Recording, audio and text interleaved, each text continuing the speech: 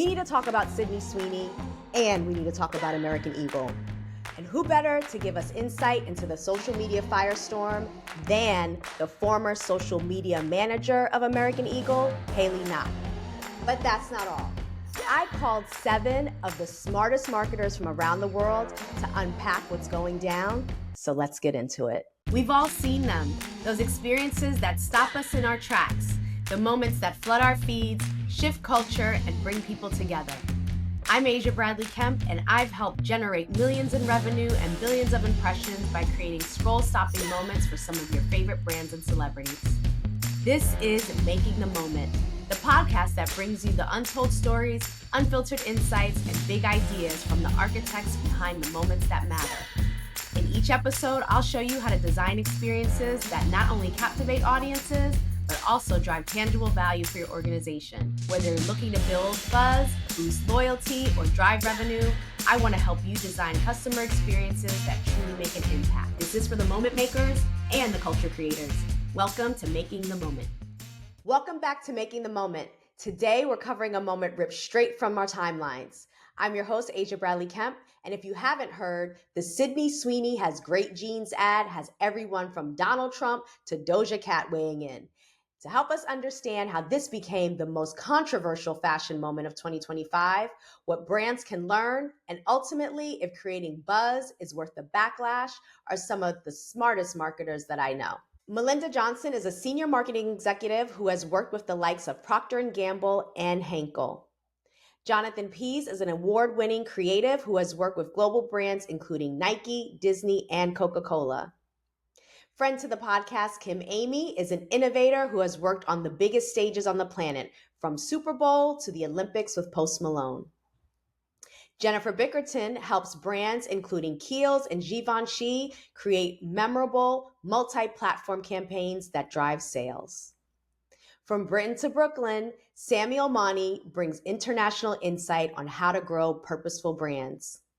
And lastly, we have former American Eagle social media manager Haley Knott, who will share her take on life inside the company. Before we get into this conversation, I want to thank you all for coming. And I have to give a little legal disclaimer. All opinions expressed by our guests are their own and do not represent myself, Making the Moment, or Conversate Collective. Welcome everyone officially. Thank you. Hello. So first question, before we get into the controversy of it all, I want to get your hot takes on this campaign. From the moment you first saw it, what was your immediate unfiltered reaction? And, anything from the creative direction to the model choice. And Haley, since this brand is closest to you in terms of target audience, I'd love to hear your opinion first. Thank you so much for asking me to be here and for having me. And I'm really excited to share my perspective on this. And the choice, actually, when the campaign first came out, leading into the campaign, they did some teasers beforehand, and there was some speculation in the comment section. And I'm a very avid social media user just due to my job in general and the culture that I grew up in. So I was very locked into the conversation beforehand, and there was some speculation and chatter about it being Renee Rapp, specifically based on the teaser that they had posted beforehand on Instagram of a blonde woman walking on set, passing a phone to somebody just from behind. So no messaging, just a teaser. So I was speculating along with the rest of the audience that it was going to be someone like that. And also in my experience, when I worked there, one of the campaigns that I worked on was an American Eagle Mean Girls collaboration when the Mean Girls musical came out, that movie came out. So I thought that was aligned. She's having a moment right now, Renee Rapp. She just came out with an album. She's a very outspoken personality. And in my opinion, I think she aligns as well with the demographic. So to say that I was surprised at that choice based on the demographic alone, before even just the messaging came out, I was surprised. Melinda, what did you think? So my initial hot take, interestingly enough, as a Black woman, it was like, like a pretty girl wearing jeans. Like I didn't have a strong reaction one way or the other. And I honestly thought it was very regular. Like I didn't see anything all that exciting about the creative. And even though I was alive when when Brooke Shields did her Calvin Klein jeans ad. It didn't come to mind. It just came like, oh, here's someone else's tap, Sydney Sweeney, for her sex appeal. So that was my initial hot take. And then of course it ballooned to what it is. But I was just like, okay. Like I wasn't moved one way or the other, and it wasn't extraordinary creative advertising, in my opinion.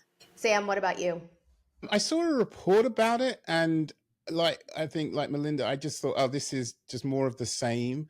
And then I started hearing, because I think that was like the end of the week. Then I started hearing some reporting. So I thought, let me go and check this out.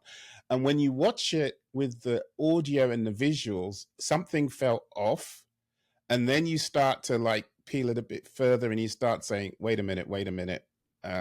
Did they know what this is and what they're saying? When you hear words like offspring, and you start thinking that those are just a weird choice of something was weird and off. And then as you sort of dig into it, then you start to think, wait a minute, there are alternate meanings, but there is choice being made in what's being said and shown.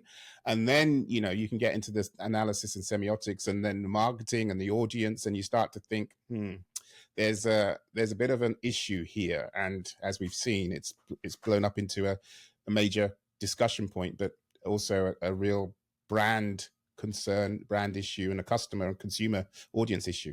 Jen, what was your reaction? It's funny. The first time I saw it, it was like, to me, it was a little cringeworthy. It wasn't shocking. And like Melinda said too, it wasn't earth shattering. And, I didn't have to go back and watch it 20 times. Like, I find her a little bit cringy. She's been in the media a good bit lately. I don't know. She's beautiful, but I found the delivery a little bit like, ooh. And then when the media all started to talk, right, of course, your opinion starts to get swayed one way or another. I don't think it was earth shattering by any means. I think they got the attention that they were seeking. But I'm certainly not running out to buy American Eagle jeans, but I'm not the market either. But neither is my daughter. I thought it was like, oh, I don't know. It didn't move me one way or the other. But then I really started to read what the press were saying, and I'm like, wow, I don't know how this is going to play out for them. So my take, I'm clearly not the target audience, and so I never saw the ad until it popped up on LinkedIn and through all like the marketing world. And so without reading it, just looking at the headline and scrolling through, I was like, another, blonde celebrity in a jeans ad. It did a little bit remind me of Brooke Shields, but like I didn't really think anything of it until I started kind of reading comments and the commentary but yeah, first glance, I was like, I didn't really care much. But also not being the target audience, I figured out it's just not for me. And now, JP, what about you? Because you're in Sydney. What did you think when you saw this? What and also would love to hear, what does Australia think of it as well? Yeah. Look, similar. When I first saw it, I thought, yeah, that's old rope, right? I mean, we've all seen this concept before, a beautiful celebrity wearing something to sell it. So that felt old and tired. But I then just thought about the name of the business, and it can't be ignored. American Eagle, I mean, it may as well be just called America. So I started to connect those two ideas and thought, yeah, that's interesting. I mean, America's in an interesting spot, polarized. This could get interesting, I guess, is where I first went. And then, yeah, some of the language around jeans, offspring. Yeah, I felt like either it was going to do absolutely nothing or it was going to blow up. So, yeah, clearly the latter. And yeah, look, from an Australian point of view, people are talking about it. And I can promise you they weren't talking about American Eagle before. That's for sure. I reckon if you shirt-fronted people and asked them if they even knew the brand, there would be no awareness down here. And now everybody knows the brand. So, That's something. Yeah, it is. It is. For me, when I saw it, I, like many of you, was like, okay, that's interesting. She's cute, selling jeans. But then, you start reading the commentary on it and start putting some of the language together, and it's like, I don't know if this was the way to go. But talking about strategy, I really want to dig into that, because this is a multi-million-dollar brand. They actually reported a loss of $68 million just this past May. So they clearly needed to do something to turn their business around. And, when you're doing this wordplay with genes, genetics and genes, and you have a blonde, blue-eyed actress, and, how do you, and knowing the political climate that this country is in, how do you not see that potential for the interpretation to go the road of eugenics? Do you think, JP, that this level of controversy was intentional on their part? Look, I think they walked into a casino, so they knew they were gambling. They didn't know if they were going to get the jackpot, right? But they definitely knew they were gambling. So yes, they did the math. Of course they did. And also Sydney Sweeney's team did as well. So they knew exactly what they were playing with. And yeah, they hit a chord big time. So I think the thing that I find most shocking is the lack of accountability and the lack of statements from anyone, not to say we agree or don't agree, but just to own the fact that they were having a crack, because clearly they were. And they did the math. They figured out, hey, it's going to polarize, but we think we'll end up on the right side of it. Let's have a go. Let's push it. Let's use this language. Let's use this ambiguity. See what happens, right? They definitely went for it, in my opinion. What about you, Melinda? What do you think? I think JP has an interesting take, because I don't know. I'm curious. Like, one could look at it and be, yes, they were super intentional. They knew what they were doing. Or I also wonder whether, they thought they were just getting a big Gen Z star who's hot and leveraged her sexuality, and they didn't have diverse voices at the table of women and women of color and different, different voices to say, hey, this might get you this. So maybe they were. I don't know. I don't know the marketing team. But it's interesting, JP. I think even you said, like, it took a long time for them to have a response. And I wonder too, like, okay, if it were me, I would take a beat and try to figure out, okay, what do I need to do? What's the right approach? And they chose an approach, which one could say, okay, they leaned into the controversy. I completely agree, JP. Like, who was talking about American Eagle? I mean, I know they are multi-million-dollar teams, like, and did anyone care? Totally. Yeah. Yeah. So, I mean, it gave them some buzz. It's just that, like, all buzz isn't great, It's 15 minutes of buzz. We'll see where it goes. But yeah, I don't know. Like, that's one of the big questions about this whole thing for me. Like, were they just intentionally doing this, or did they just not have? Was it a faux pas that they've now just embraced because it went a certain way? I definitely think they wanted a buzz around Sydney Sweeney, no doubt, because she's already done previous campaigns. I'm in the beauty and personal care sector. So when Dr. Squatch used her, we were like, oh my God, look at them. But it made total sense, because that was a male-oriented brand. And they were, like, if she had been in an old school Carl's Jr. draped over a car, it would make total sense. So I think that's the piece that I think they were very, they knew that was controversial. I wonder if they knew the eugenics piece, and then it would just kind of fall off a cliff from there. So I think it's interesting. I don't know. Like, I think, JP, you're giving them props for being that smart. I don't know. Maybe. Well, yeah, that's smart, but that's sort of, they're playing the game, right? Intentional, though, on the eugenics piece and the controversy that would stir. Yeah. You're always going to have controversy over sexualizing women, but going down like an angle of white supremacy and genes, GENES, like, that conversation definitely took it to a different level, and a very polarized level right now in our country. that's what I was thinking about. Did they really respect their discerning and conscious audience? Because you've got an audience of people who are knowledgeable, informed, educated, interested, curious. And so if you start doing the wordplay, if they're going to start looking into it and start talking about it, and was it done with the care and the creativity to really be respectful and responsible? And to your point, I think you've raised this. Then they went silent, which was interesting because I was watching on LinkedIn. So the first couple of days was, oh, this is great, and they were responding immediately. Oh, thank you. And then all of a sudden there was silence, and then all of a sudden they turned the comments off, and then some people now have deleted, closed off their profiles. So there was a journey to. They weren't taking responsibility and accountability. They were happy when it was good, but when it started changing, then they went silent, then they disappeared.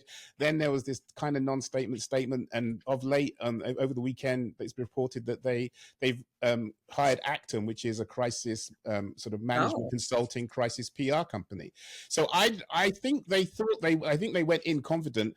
They knew they were going to gamble, but then they didn't realize the stakes that they were playing, and then they got a bit scared. Then they got a bit confused, and then the noise started. Then they went silent, which makes it look like you have something to hide. Then you make a non-statement statement. Then you and then. So it doesn't. I think it's not going to help the brand with their audience. So again, I'm not the target, but what does your core customer audience stakeholder think? But more importantly, what do the communities and stakeholders and your customers think? What's it like in a store right now? What is it like for the store staff, and what is it like for people who work there? That for me is always interesting, because is what they did represented of the brand and the audiences they're trying to win with to grow and to sell. And I'm not sure they are. I try to do as much research as possible, but how possibly could this win with your core audience who's becoming more multicultural, more diverse over time?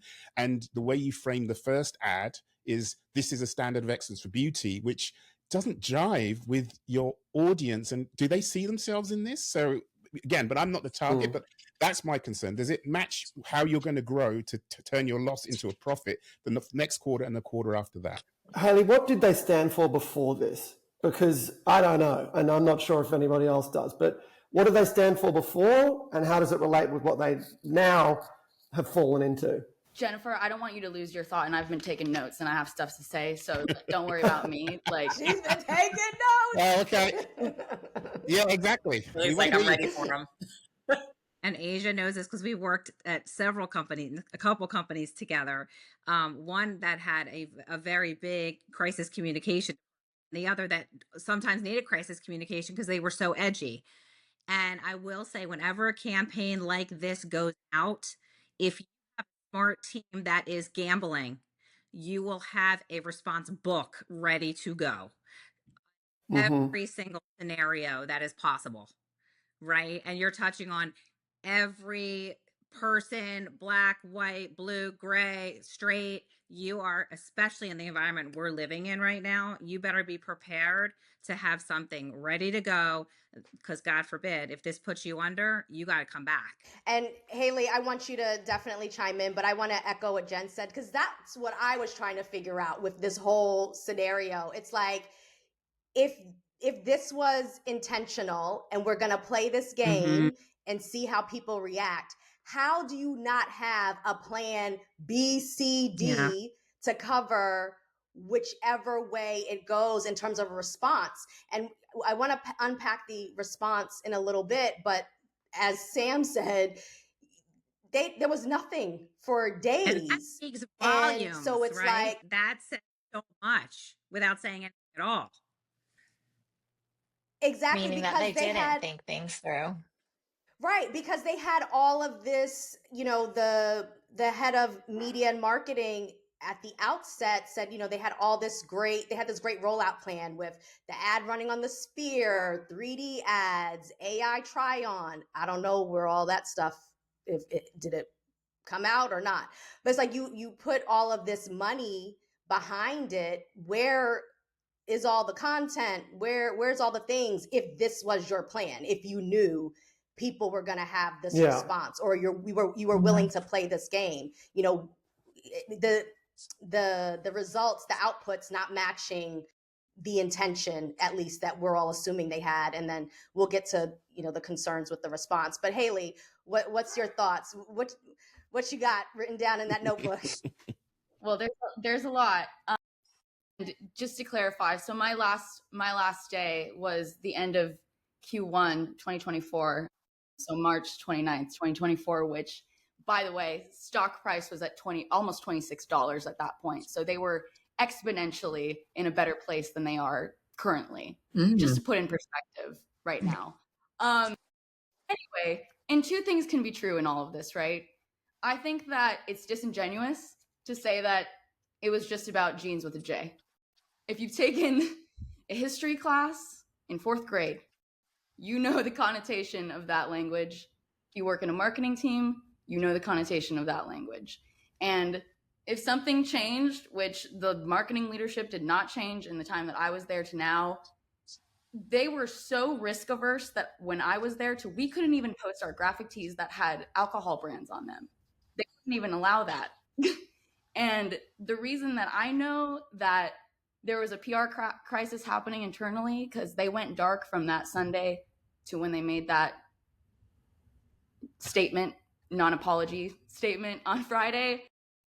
When they're not posting, that means there is a world crushing fire drill happening in there. So to answer your question, I do not believe that they planned for this epic fallout, and that is probably extremely clear to, Sam mentioned those LinkedIn posts right when the campaign dropped, and the LinkedIn post from the CMO and the VP and the creative director and the agency creative director and the agency owner coming out, patting themselves on the back, feeling really great about themselves, right? They all came out until that weekend when the really icky messaging that rubbed everyone the wrong way. Because at first, before that messaging came out, that's when those posts came out. And then when everyone saw the messaging and the social media backlash and all of that was coming out, that's when the comments turned off.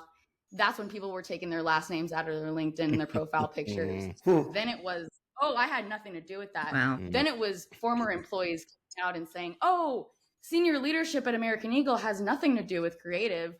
That's trying to push blame to the agency. It's completely disingenuous for everyone in that room to say that they had no idea what was going to happen after that. And you can sense I'm getting a little bit passionate about this because all of those people there are educated and experienced enough to know that it would have an effect. And aligning yourself with the people who are saying that don't back down, liberal tears, it's turned into a political issue, and it's so much outside of just a marketing campaign that it's so icky to me. And I can just say that I for one am extremely happy that I am not on that team, because on that statement alone, there's, at least last time I checked, I'm not watching anymore because it's physically hurting me to see that for that team. There was 20,000 comments on that. There's no effective way to sift through and effectively manage if you're getting negative or positive sentiment without a tool that can do that. You know what I mean? And those people, that's their job to see how it's landing and seeing how the consumer is taking that in. The VP isn't in there reading comments on Instagram and TikTok. If they are, wow, but that's not what they're dealing with. When I was social media manager, brand reputation is part of your job. So, they're the ones dealing with that. It's affecting them deeply. So, I like I said, when I was there, they were never this risk averse. And I think we're also, the timing of this is a back to school campaign. They're competing with Old Navy, Abercrombie. Yeah. What are the other things? Those Levi's. brands. Gap. Yeah. Levi's. Yeah. Yes. Gap. Those Gap. brands that are going after daughters and kids. who's seeing that and saying, I want that to be my representation of myself going into school next year. And like, come on. There's a couple of interesting things that you said, and we can't read hearts and minds, and we weren't in the room, so we can't say for absolute what people thought or what they know, what they didn't know. I do want to ask you all your opinion, like how much of this also goes back to the agencies as well, because like I said at the outset, I'm sure there's a very large team involved, but I would imagine, Melinda, you rely on your agency for a lot of guidance and counsel. Kim, same with when you're working with agencies. So how much of this blame does go onto the agency? That's an interesting statement, Aja, the agency, because typically the agencies and brand teams are partners. It's a partnership. And yes, we do rely on our agencies, and any agency worth their salt are going to have creative teams and strategy teams that bring you the real and push you as a client. Like, those are my best agency partners, are the ones that tell me, you need to think about this differently, or your one-sided opinion doesn't work for everybody. I mean, I've had an agency partner literally tell our head of marketing, who didn't want to feature a plus-size woman in one of my campaigns before, say, like, you're wrong. Like, your take on body positivity is wrong, and the gates of hell will freeze over before I support this. And we didn't, and of course we were all like, that's right. We didn't do it. But so I hesitate to say where blame lies, because ultimately I feel like the brand owns the brand. Yep. Like, they should be thinking about the long-term equity impact of the business versus a short-term gain and a quick hit with a big celebrity. And Haley, your take was so interesting as an insider, because you described them as risk averse, and this was like the riskiest thing ever. Yeah. And then to not, yes, Jen, as you pointed out, like, not have a response. But I wonder too, because I've also worked in cultures, and I won't name any names in previous life. I've also worked in cultures where, as a client, you were very hard on agencies and overrid them really quickly. So depending on that relationship, I don't know, Haley, like the relationship the brand has with the agency, like the agency might have spoken up, and whoever was in charge might have been like, no, we're doing it because I said so. And I always am hesitant where I see leadership teams in corporate America that aren't diverse making statements about consumers they don't know anything about or don't take the time to deeply get ingrained. But yeah, I'd have to pick a side, Aja. I'd have to go with, like, the buck stops with the brand team. You guys own the business. Yeah. And I'm hesitant, and I'd be hesitant to say it's the agency's fault, because I suspect there was somebody on the agency who said, somebody had to say, like, there's a problem. Somebody, a strategy person, an account person, somebody. Or at least other concepts as well. Like, Absolutely. there have to be other concepts. You start with more concepts. This is the one? Okay. Well, just like weigh, you sure you want right? You just weigh it before you put it out there. Let's weigh what we're putting out there. And as an agency, you're right. Like, having managed agencies and having been in-house, having been an agency for so long, and I worked in advertising before this, and then people are managing us now. The buck stops with the brand. Like, when we were the brand side, Aja, when we were the brand side, we took the fall if something went down, right? I mean, that's just. Yep. But to Haley, I would agree. I think it's just very easy for everyone involved to kind of, you act in a silo, right? And then you start patting each other on the back, and then you stop seeing things clearly, because maybe they saw, like, oh, Sydney Sweeney, we can get her. Oh my God, we should use her. And then like, you stop thinking and you stop being like objective. So I mean, maybe somebody at the brand was like, ooh, let's do jeans, and maybe that agency had no part in arguing back. It's really hard to say without being in the room, but I do feel like they just went in with blinders and didn't take a beat to think about what's happening in this crazy world of ours and how might others react, which clearly, since they had no comeback, I don't think they thought of it. Yeah, some of the research I was doing, I suspect, I think there was an agency that's been working with them for a while. Again, maybe I don't want to like put Haley in the spot. I think Shadow, and they were taking credit for this line came up, and they had to run it through, go with it. So there was a sense of an idea that was landed on. So I can see how they got from an idea that they liked through to execution. But the question I ask, and I think as I've been on the brand side and also been on the sort of consulting and agency side, is do you have folks in the room who embedded in the process with decision-making power that can speak truth to power with power? So can you speak truth to power with power and challenge, dissent, dissuade, debate with veracity and further, and be listened to with empathy? Can you challenge the status quo? Can you challenge a decision and give guidance? When something is off, can you tell someone and they will believe you and listen to you? And is that the culture inside? And we know, we've just seen in the world that we live in right now, the president fired the Bureau of Labor Statistics because they shared the latest numbers and didn't like the numbers and fired the person. So there's role modeling in corporate America right now that if you speak truth to power, you will get fired for the truth and the evidence you bring. So I have empathy for the people in the process, but if the process and the decision making and the culture is not right, then you're going to lead to this mess where from the beginning people were fervently taking credit for having the idea. We bounced it off Sydney and she loved it. She said, let's go all the way in. And now no one's got anything to say. So it's, and then it's your point. People are turning off the comments, turning off their profile, deleting their names from their profile. So that's not you're not acting from a place of power. That's a fear-based response.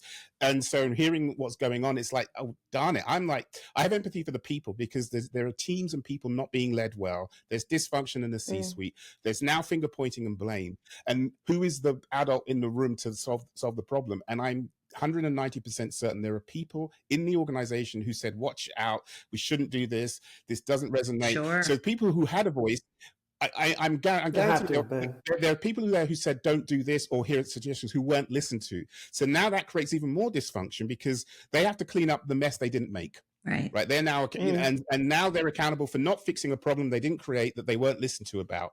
And so and they'll probably be the scapegoat. And they'll be the scapegoat.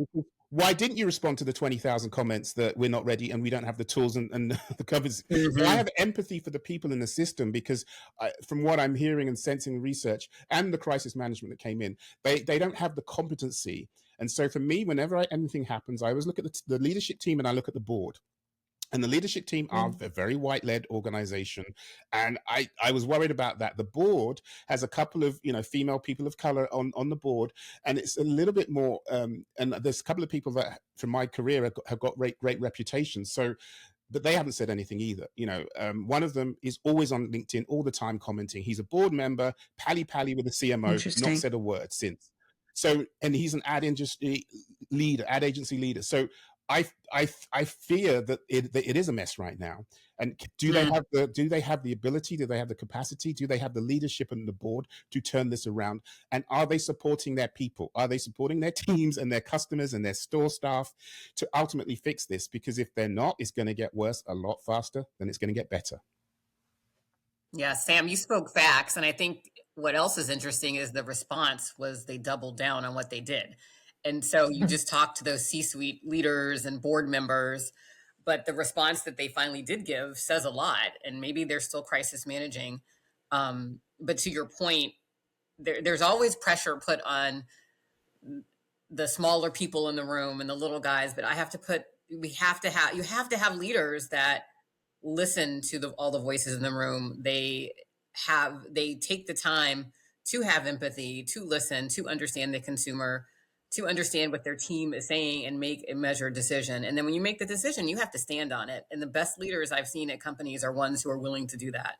And then to say, if it didn't go according to what they decided on, to own it and either say it was a miss. This is what we thought we were doing, but it didn't work out. People can understand that. But what you can't understand is just like jumping off the cliff with something, turning off your profile, ducking. Yeah. You're never going to PR perspective. Yeah. Because it's so transparent what you're doing, right? Versus just being transparent from the get. We didn't mean to offend. That was not our intention.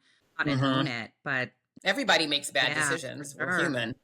I've got a slightly contrarian point based on what I'm hearing, and it could be coming from my distance. So Go ahead. I'll ask you all to forgive me, but I think it's worth saying. You know, we're talking about they're in crisis and there's a big problem, and how are they managing that crisis? Now, I'm not in those rooms, but there's also another school of thought, which is they're sitting there thinking free media, stock prices popped, suddenly we've got mass awareness. You know, we just heard from Haley that, you know, they were risk adverse, stock was down, didn't really know what to do. Sydney Sweeney's turned up and she said, actually, let's go all the way. I think that was really well put, Samuel. You know, let's go all the way. Who's going to say no to that? I bet you there weren't many people willing to say no to that. And it's just the train's run away. But maybe they're sitting there going, actually, we got a lot of positives out of this. Let's just stay quiet. Let's ride this for a while and see where it takes us. I'm not saying it's the right thing to do, but in those rooms, maybe they're rubbing their hands together. And to add to that, today the stock is now up almost 20% from the last time I checked, because the president has now officially weighed in. She supports and him. said that it's the hottest ad out there. That's because she support him. You're safe. Yeah, but the question I ask is if Tucker Carlson, Kid Rock, Ted Cruz, and Robbie Starbuck are the ones championing your brand, is that going to be the customer you're going to grow with and sell with? And now the president of the US, is that your future customer that's going to drive you to success and back to school success? I think I know the answer to that question. I know the answer. Yeah. So that's your dilemma, might get you something short term. Yeah. So that's, if it's about the business, I don't think those are the folks you actually want endorsing and defending your brand. You want a different group of people, I would believe, to be the brand spokespeople and custodians. And so, to your point, JP, the train, it seems like the train's left the station and they don't know what to do, which is the worst situation to be in, because you're supposed to be in charge. So I have empathy, but what are they going to do next quarter, the quarter after that? And have they really, do they understand their audience? Do they understand their customer? That, 19% of US consumers say they stopped buying from brands that backtracked on DEI. So consumers, customers, Gen Z, Gen Alpha, are shopping with their values more than other groups. So now it's becoming politicized.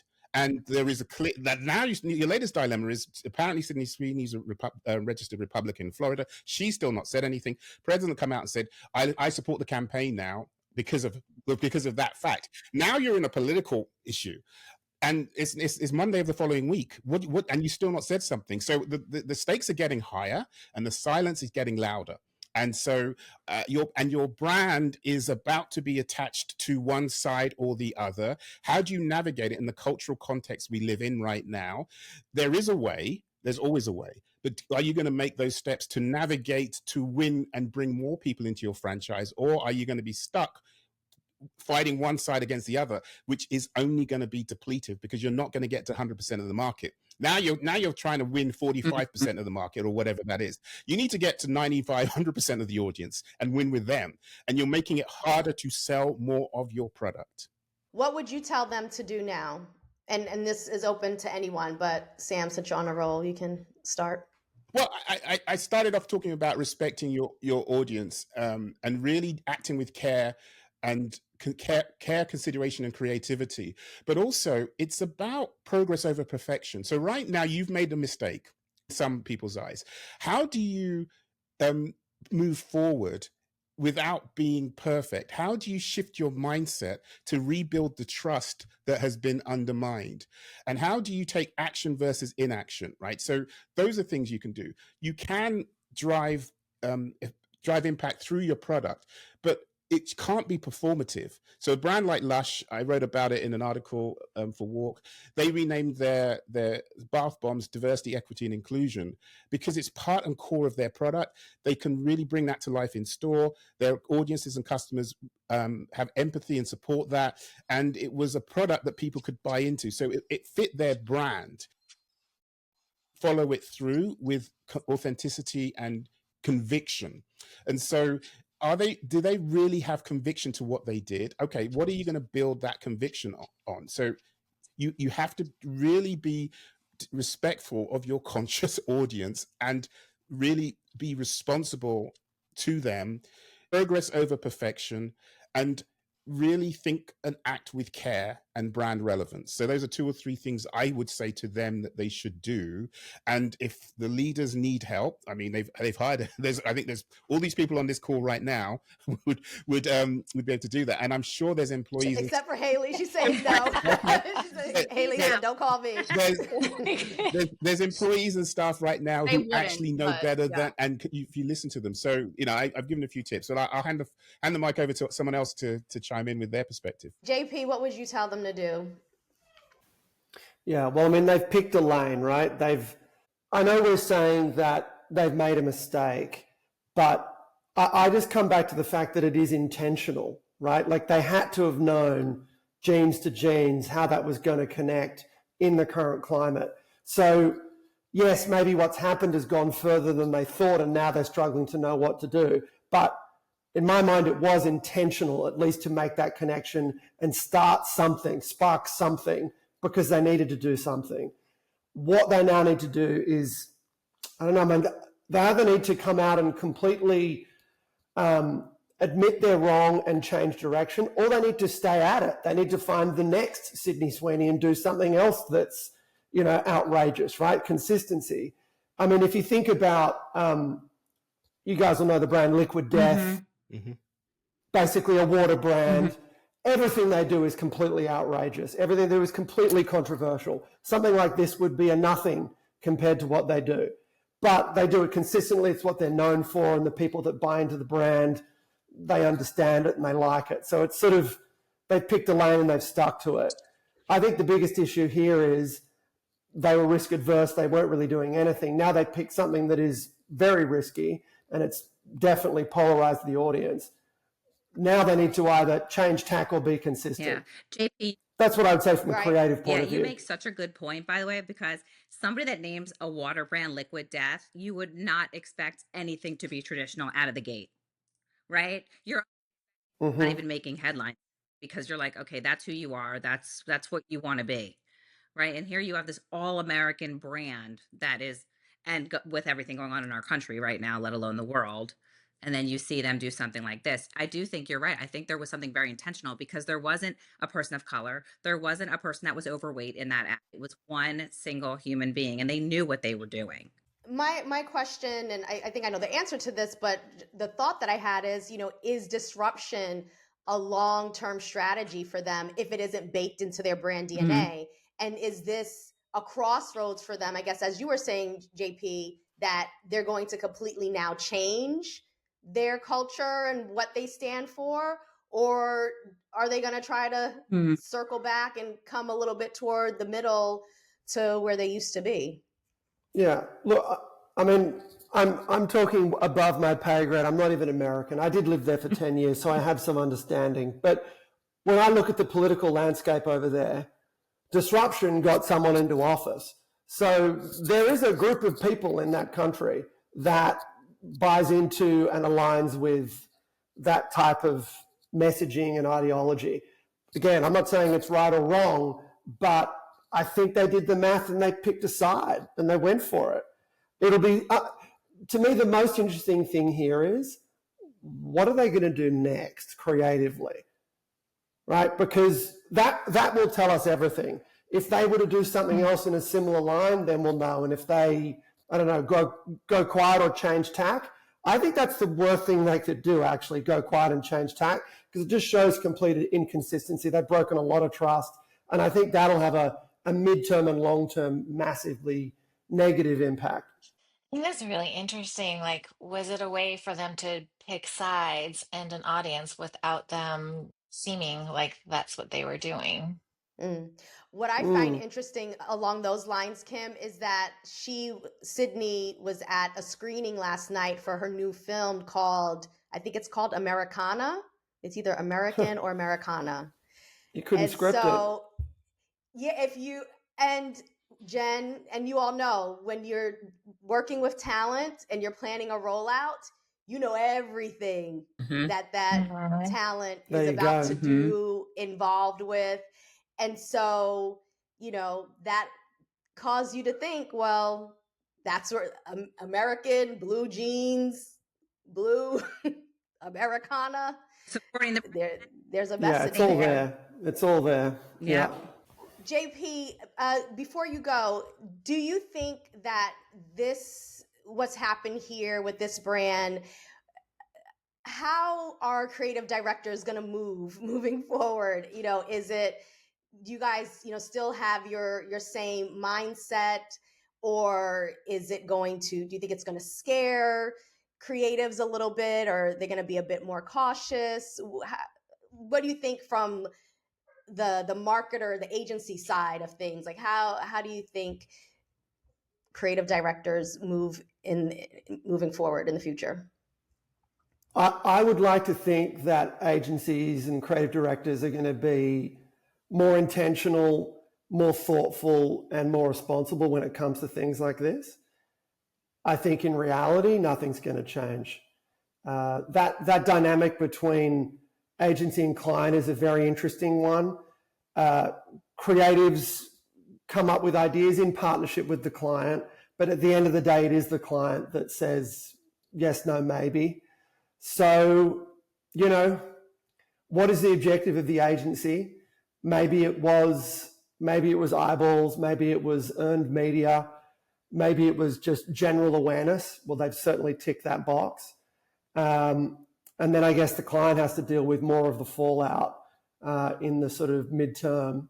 So look, I don't think much will change. I don't think agencies and creators will shift based on this one campaign. I really don't. American Eagle hosted at their office an HBCU Professor Summit, where they actively talked about all the work that they do in recruiting HBCU students. And they also, just 2 weeks before this campaign dropped, they announced the recipients of a social justice scholarship that they've been giving out, I think, since 2021. And it's given to associates that are actively driving anti-racism, equality, and social justice initiatives. On top of that, this campaign was supposed to also help a domestic violence charity. So from a PR perspective, Jen, I really wanted to find out from you, it's like, how does one reconcile all of those things? I wish I had the answer to that. I mean, they should have, and I don't know, maybe they did and I didn't see it, but I would have had Sydney Sweeney all over that talk show circuit pushing out the right messaging about this campaign, because it's such a disconnect. I mean, it just feels like they're going to have to backtrack a lot and answer a lot of questions. And again, this comes down to just raw messaging, coming out of the gate with your brand book, knowing what all of your messaging is. Your spokesperson for your business, for the company, and then for your employees, your internal stuff, right? Your store, your inside. I don't think that that's what's going on at all. And honestly, Haley, you probably know best, but to me, it just seems like everybody's in a different silo. Aja, I feel like when you said those initiatives, like I had to control my response, right? Because I was shocked, and a little pissed off. Like, why? How dare you? Like, right. Have what seems to be performative initiatives? Like, do you think those consumer groups are stupid? Like, I'm with you, Jen. It's like a complete disconnect sense at all. And even, like, do you know what is your do you all know your equity, and do you use as a lighthouse and stand by it? Like, I don't like, and now I'm like, what is it? Right. Who are your target? Wait, that more information when more information makes it worse, you've created a problem, because it's like, wait a minute. Right. I'm like, oh yeah. So now you're riled up because there's this perspective or perception or risk of performative DEI, because it's not true to their purpose, because they'll throw anything out in the moment to appease whoever in the moment. Is it truly, do they really believe it? Is it authentic? Do they stand behind it? Or are they just ticking boxes? Now there's 17 questions coming to mind based on that in new information. And meanwhile, they are staying silent, because you're saying, because we got the internet. So explain, like Aja just did, you explain this, and what about this, and what about that? So now we're paying attention, and you're silent. when I was in the UK, one of my favorite exam questions ever was one cannot not communicate, right? And I love that exam. It was my communication studies exam questions because your silence is deafening. So it's to the point that Haley raised, and I'd love to hear more from you as well. If there's this dysfunction going on, why did they do the DI thing? Maybe they're going to, let's put out a press release about the stuff we did for HBCUs, you know. So there's probably going to be just swirl and churn going on because is it core? These things have to be core to your brands. When I talk about purpose-driven DEI, it's the idea that it's actually having a positive impact on every single person internally and externally from the organization. It's not corporate social responsibility over there, DEI over here, brand over there. There's an integration where it's core to your audience, it's core to your stakeholders, it's core to your employees, it's core to your customers. And this is all woven together. So there is a cohesive story. So when things like that happen, those communities would come out and say, wait, actually, here's some great stuff they're doing. But for us to go and find it and then say, explain this, and there's still silence, it's just a dysfunctional situation. So I feel that the brand has an opportunity to move forward. And I think JP was saying they shouldn't, they need to course correct. What course are they going to take and how are they going to rebuild trust? Rebuild trust with their employees first. Then you rebuild trust with your customers and shoppers. And then then your shareholders come in that order. So start with internally. How are you going to rebuild that trust and credibility and authenticity now? And move forward. I would look in before you go out, because if you're going out and you haven't got your act together, now you've said something your staff, your people don't have, and the people are going to stores. What if it's a protest outside a store? How do you help your people now and have that anchor, have those pillars built up before you start going externally? So I'll give them credit if they're doing stuff internally, but if they're pointing fingers, maintaining silos, and not clear on what to do, that is only going to be hurting their people, and it's going to be hurting their sales and their profits.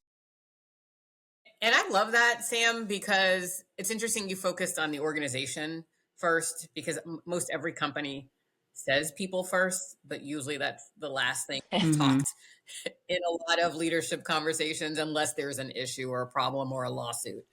So, but you're very right, especially given they're a retail brand that's public facing. Like there's a lot to do internally before you even tackle the external. But I think that was an interesting point that you've talked about a few times. And I'm like, I wish more companies thought about that. They could be like most other companies, just very ignorant too. I mean, it could be like JP had said, are they just sitting back thinking, this is great? Well, I mean, didn't the CMO come out saying like, this was the best thing for the brand, getting Sydney Sweeney? Like, it just feels very... That was early. I think that was, yeah. It feels very worthy. Like, we got a big celeb, yay us. And like, y'all know, everybody on this call's probably worked with celebrities. When the big guy on the company gets, the picture with the celebrity and the ego goes up, it's like, okay, wow, I'm buddies with, X, Y, and Z now. I mean, we saw it all the time. And Jen! All right. Best friend. We gonna cut that part out. Cut that part out, but all that. You're okay. Keep it real, Jen. Keep it real, Jen. Keep it real, Jen.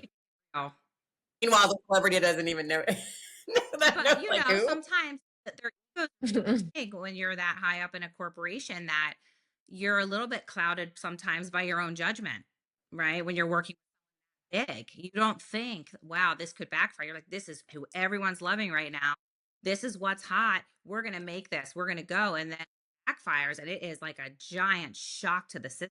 Yeah. And Jen, I could easily see that being the narrative versus the other coin, which is they were so intentional and so strategic and so smart. I question that. I don't know if they were that smart, because now we're seeing now we're seeing what's happening, and it's like, In my experience when I was there, they were very focused on like getting the headline, getting the award, getting that kind of thing, to where I think it was very much that as well. Talking more about the employee. I could talk to you guys for another 2 hours. I feel like I've learned so much, and just from the way you all think. Great. I love your neon sign, and I was like, look at her W and R upside. I love it. I know. One of It works for me. Right? No, I got Oh, it. you got it. Curious, Haley, if you're comfortable, could you just talk more about the culture and the experience? Because not maybe I don't want to put you on the spot, but I feel that we've talked a lot from the outside, but you've been there, done it. So in terms of But I am so things, curious too. but Yeah, you know, Yeah. but if that's comfortable, because I say I've been talking about people, but you probably got friends or colleagues or peers or there. So I'm just curious if you could talk more from your lived experience of how it is and how you'd feel and how maybe they might navigate this if you're comfortable. I'm always happy to talk about that. Luckily, everyone that I worked with on my immediate team who made it all worth it for me those 2 years that I was there, they're all out, basically. Everyone works in a silo there, especially in that marketing department. All of those initiatives you just talked about, I'm gonna be honest, I had no idea that those even existed. There may have been an You were in internal email social media and you didn't know they existed?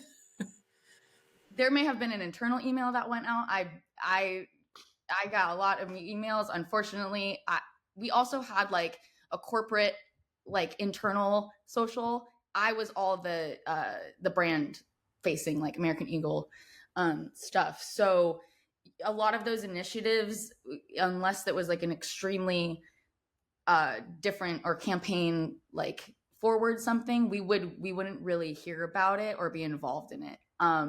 So that being said, like it kind of doesn't surprise me that those things are happening and that they didn't hear about it. The domestic violence aspect of this campaign also is so disjointed and disconnected because if you go to their website, they're not even available yet. Like you can't even buy them. Also, they're $90.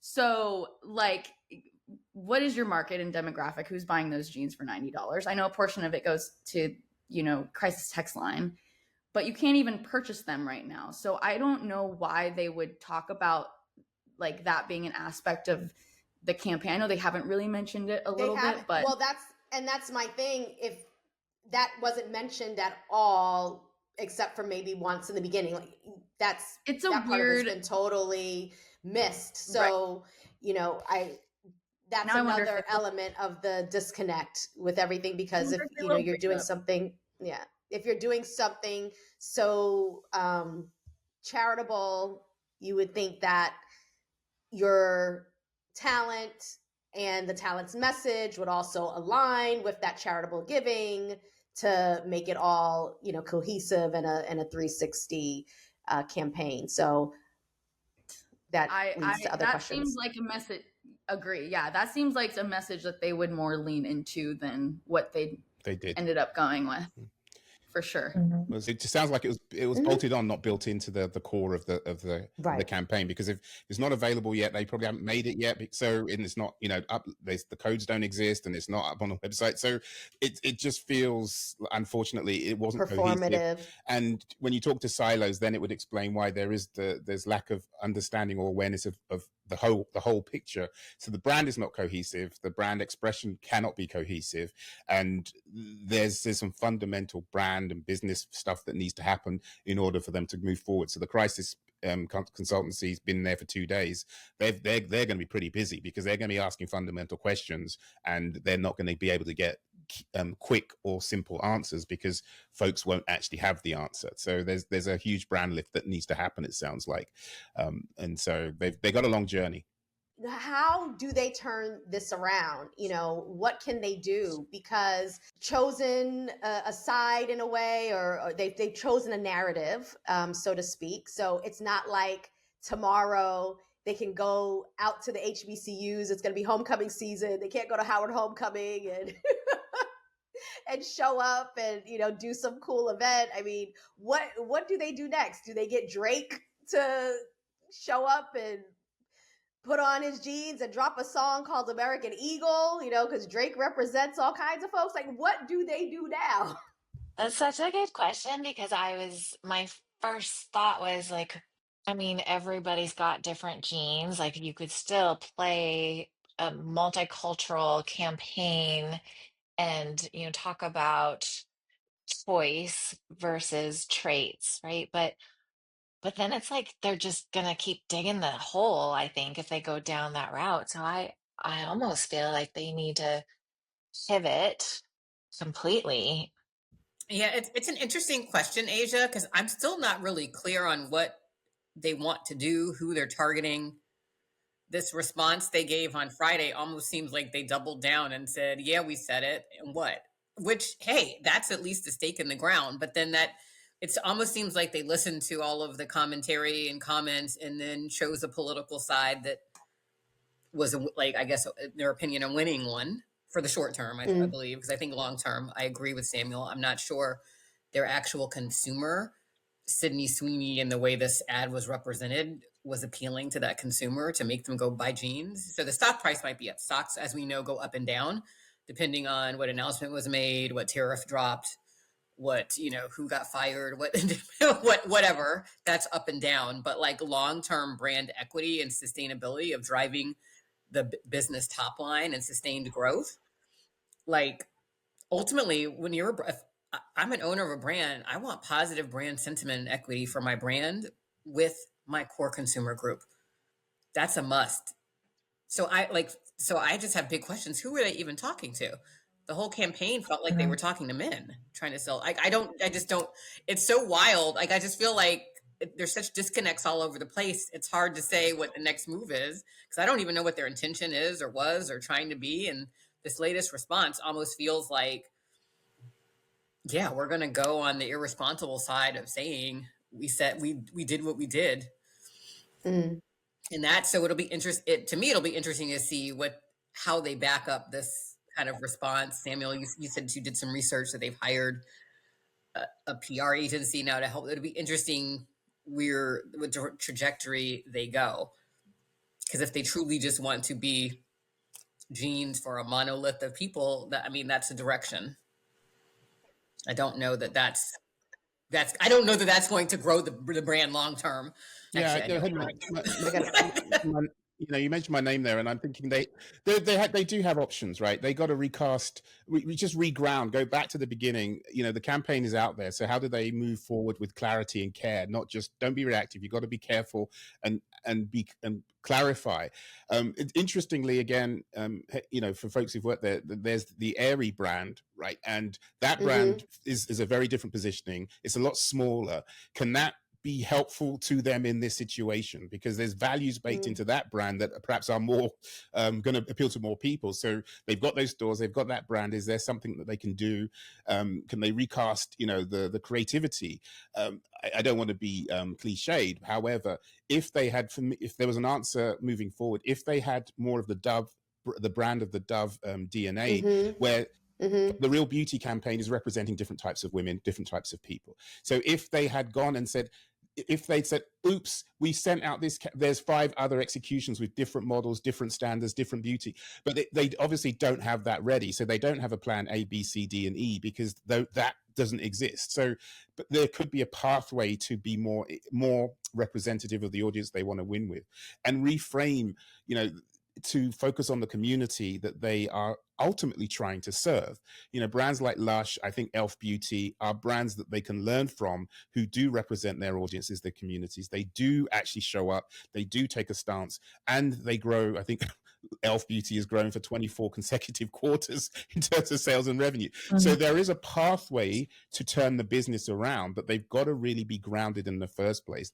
It starts with the leadership, it starts with the board. But I'm going to repeat myself.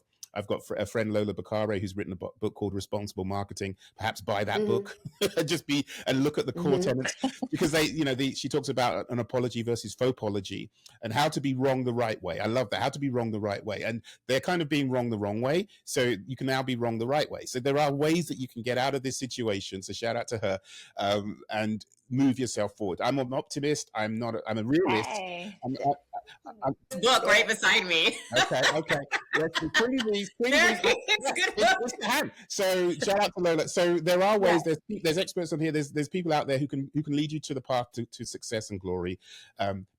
Have the grace, have the confidence, have the humility to listen and pivot. Don't be reactive. You need to respond with care, consideration for your audiences. It's possible, and there's help available to do that.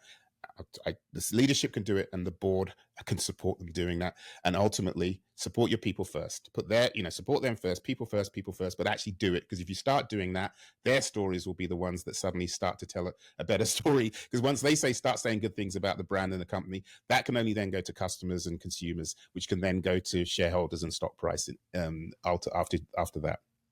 So you don't think it's too late because you're really giving them a lot of credit, right? Like that they want to turn the ship, or that they are smart enough to listen, or that they care about their people enough to make these changes. And there's enough money behind their words to like actually steer the ship differently.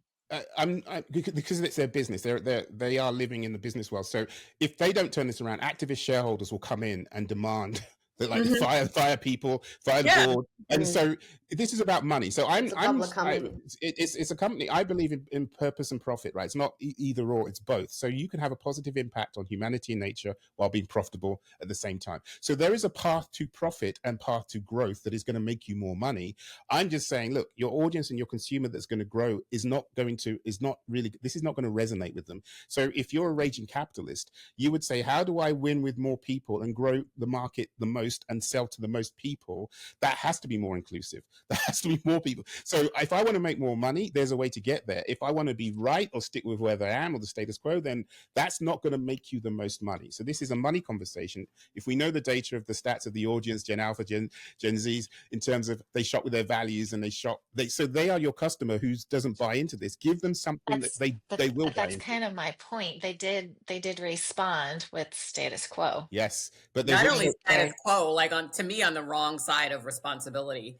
So I think that's a very provocative point, that it's kind of like, I think everything that has been said is dead on. It's about, like, all of those things. Yes, there is a path to turn it around if that desire is in your heart. But in a lot of places, sometimes people operate on emotion and on ego and on whatever place they're coming from. Short term. And operate on a short-term mindset, absolutely, not a long-term strategy with a long-term strategy. And it might take different talent to be able to make that shift and that pivot. Because to me, if you really understand your consumer is marketing 101. So the fact that it got to this point and you invested in a spokesperson and you paid all this money for a campaign, and now you're going, oops, we didn't understand the consumer. Like, that doesn't even make sense. Brands and companies do this all the time. Yeah. So they won't be the first and they won't be the last. And the work I do is there is a way back, or there's a way to become worse. And I think they're a commercial entity and they're there to make money. And if they're making less money, then you're right, the talent will change, because the CFO cannot go to the market with 2 more quarters of bad performance and the C-suite be in place. That's just not going to happen out of realism. So they need to do it from a place of strength versus a place of weakness. But we shall see how this plays out. We shall see. Yes. Yeah. I think the provocative point is, like, can this group do it in a quick time span or not? Or do more significant changes need to take place to get it back on track? Can you guys think of a brand that has done well financially, has gotten rich off of being divisive versus being inclusive? Because you mentioned earlier, Sam, the Dove campaign. I think about brands like Patagonia.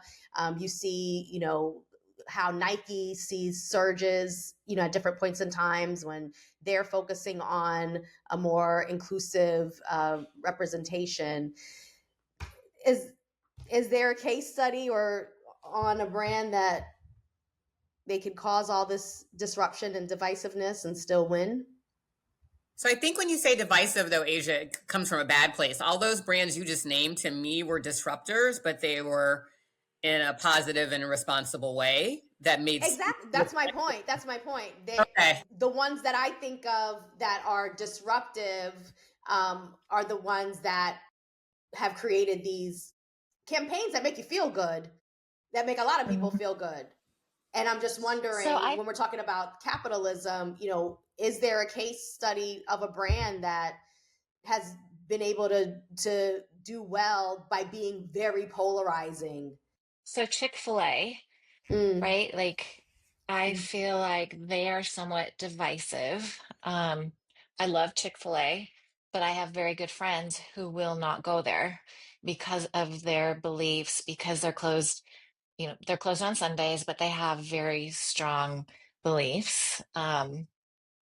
And they operate in those and they do not apologize and they still make money. So you could say it's political. You could like it's a lot of things. It's definitely maybe a good example of a company who's, that said, like they know their audience. They are intentionally being who they are. It's not like a mistake that was just like, oh, we didn't realize this was happening, or I just think there is intention behind what they do. They live out their values and it doesn't align with everybody, and they've certainly lost customers, but I am pretty sure they're still doing well. That's a great point. Good one. And we don't have all the answers here. That this conversation was to explore what the possibilities and answers could be. So that. And I was going to say, Asia, one I can think of that's in the Unilever family, like Dove, is Ben and Jerry's. So they're like built into their DNA and heritage has always been a level of inclusivity and supporting all of their diverse consumer groups. They've been staunch supporters of the LGBTQ plus community. They also were one of the few brands that took an extremely vocal stance during the George Floyd murders and actually denouncing white supremacy and actually coming out and saying it. So they're ones that back up what they believe in, but it's also built into their DNA. It's been that way for decades. It's part of the founder core DNA. So I think, to me, that's where, again, and then the Chick-fil-A example is a great one because you're right. They can be very polarizing, very polarizing. But I think if it's core to your equity and DNA and what you stand for, if that guides you, then if you do something, you own it, and the people that love you, your brand and the core of your brand will continue to be there. And ideally you're growing that, over time.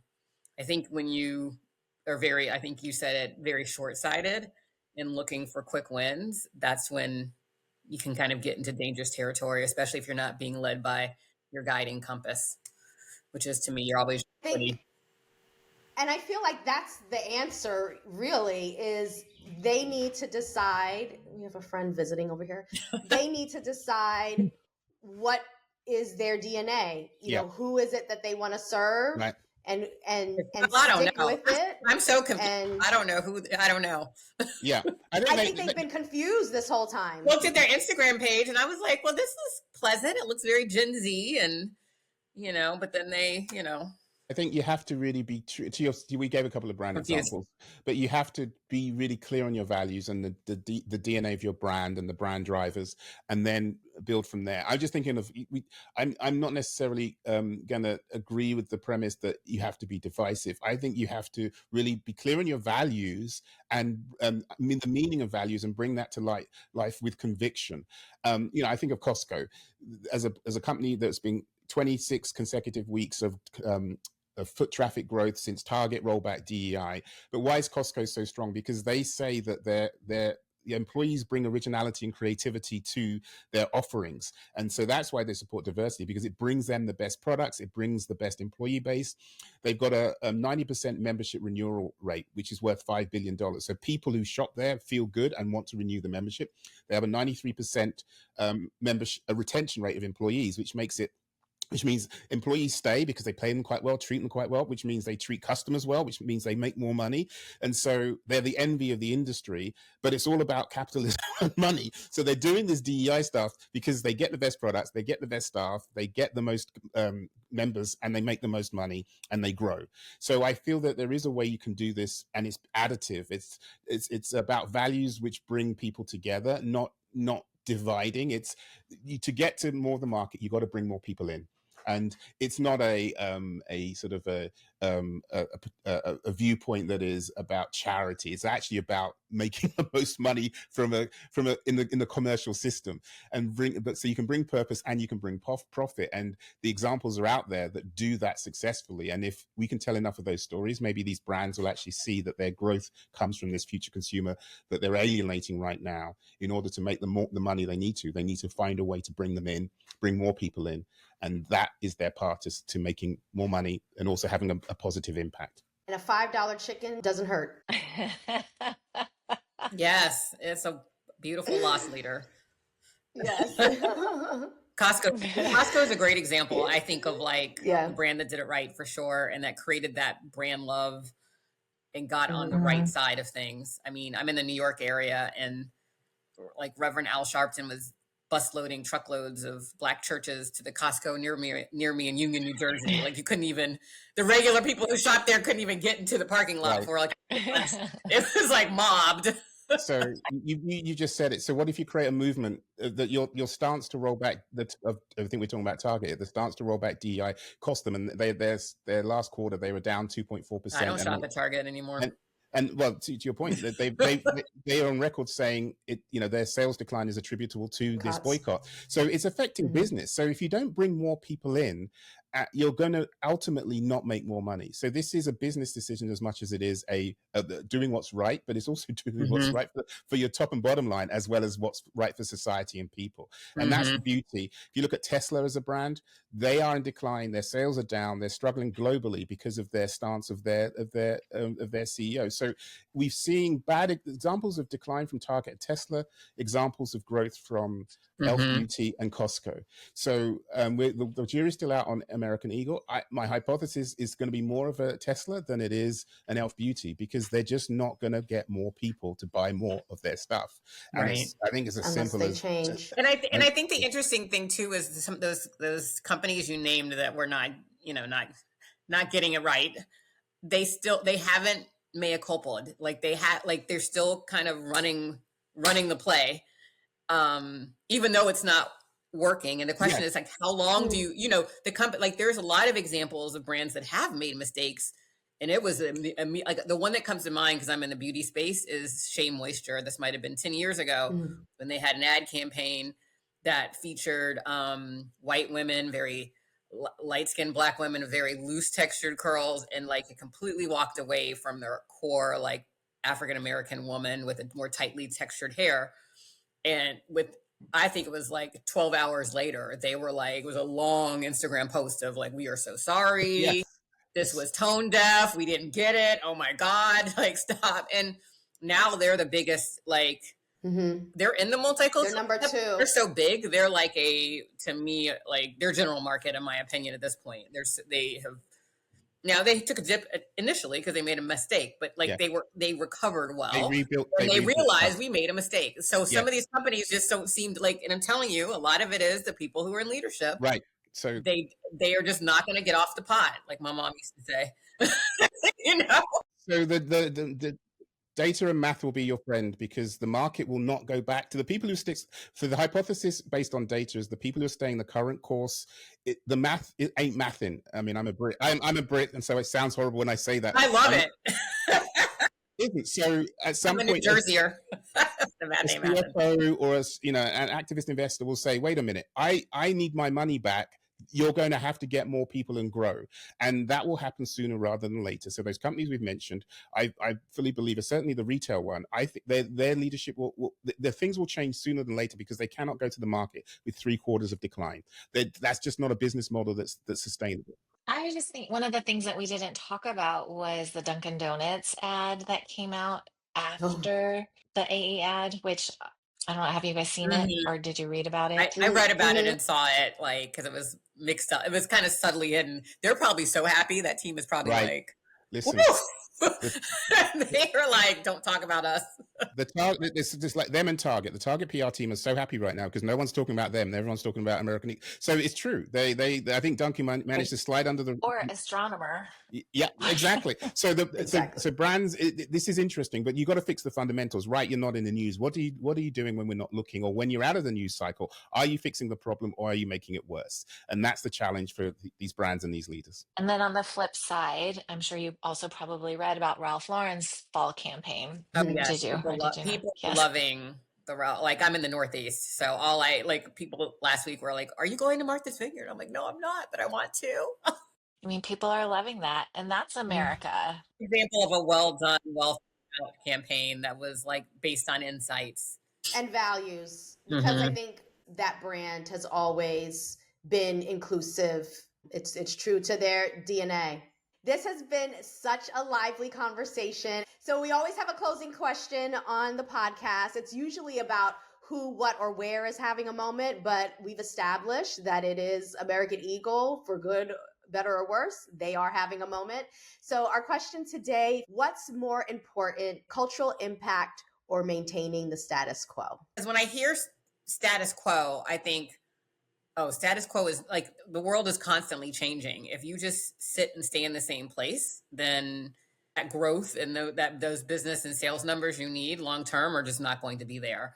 I think it's critically important to have a pulse on who your consumer is and understanding their needs and talking to them and making sure that you know their needs and desires, their issues, their hangups, all of the things, so that you can deliver products, services, etc., that meet those needs.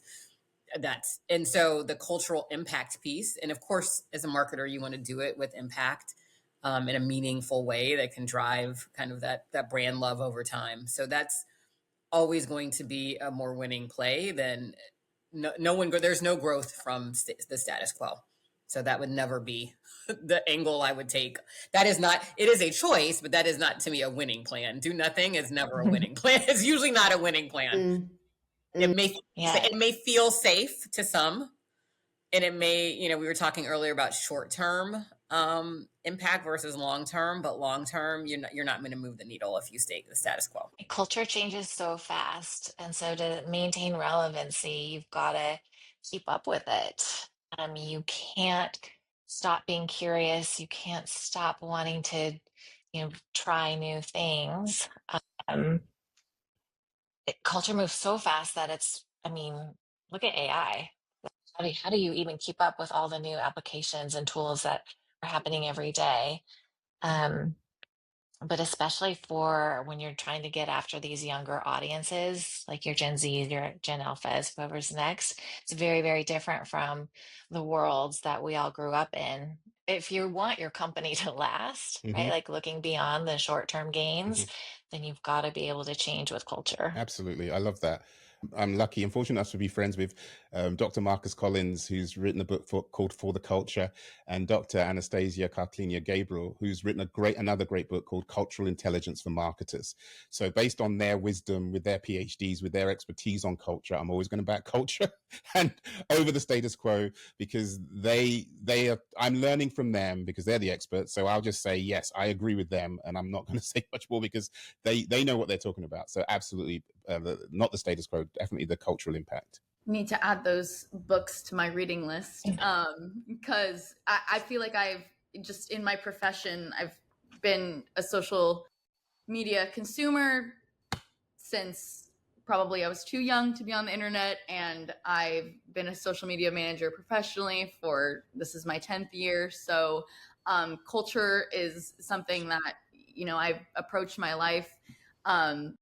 It's very, very, let me start that over. Culture is how I approach my life. I look through life through a lens of culture. So the impact of everything that I do is always through that lens. So that's always going to be how I move through the world.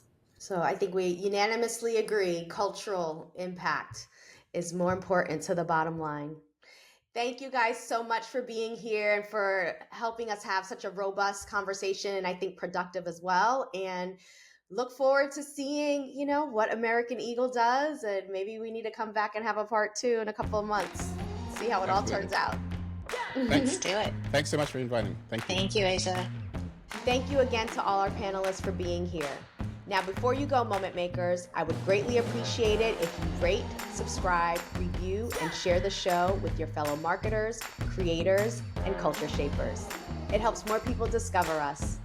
You can follow us on social at Making the Moment Pod and visit makingthemomentpod.com for bonus content, show notes, and ways to connect.